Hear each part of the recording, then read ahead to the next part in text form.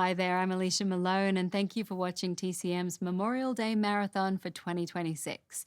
You've tuned in just in time to catch an excellent and tense, small scale war film about a ragtag group of American soldiers trying their best to hold out in the Philippines.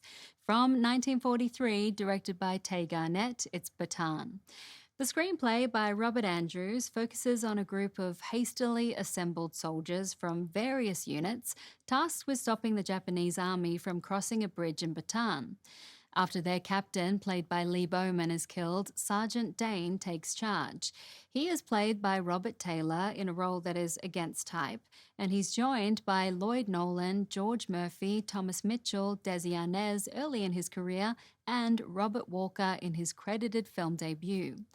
Robert Walker was 24 at the time, and here he plays a younger, naive character, a sailor from the Navy, eager to see some action on land. It was director Tay Garnett's idea to cast Walker in this role, telling him, "I want the audience heartbroken, and you'll steal the film, kid."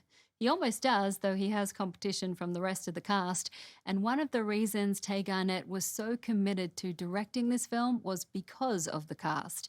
He later wrote that he, quote, "went after this directorial assignment with determination and forensic zeal.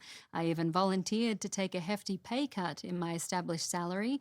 That turned the trick. Bataan was worth whatever it cost me to get the directorial credit." Let's see why. From 1943, this is Bataan.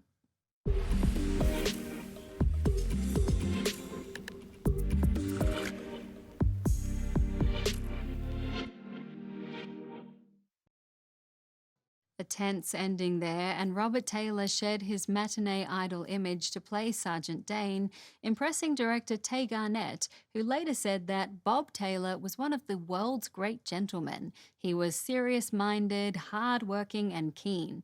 In spite of his astounding good looks, he was determined to be a fine actor, not merely a star. The terms are not synonymous. Taylor made 2 more films after Bataan before he signed up with the Navy Air Corps, spending the war as a flying instructor. And Bataan was an early war film that featured non-white soldiers in major roles, an idea of producer Dory Sherry. He insisted that the cast include soldiers representing the ethnic makeup of the US, and he didn't tell screenwriter Robert Andrews which character would be played by a black actor to avoid stereotypes. Also, on set, Tay Garnett supported Desi Arnaz, who was still starting out as an actor, and when Arnaz objected to his character's deathbed speech, Garnett allowed him to improvise, leading to the mea culpa prayer in Latin.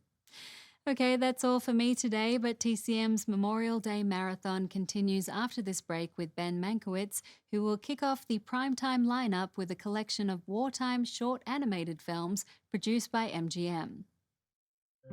Next on TCM, wartime MGM cartoons.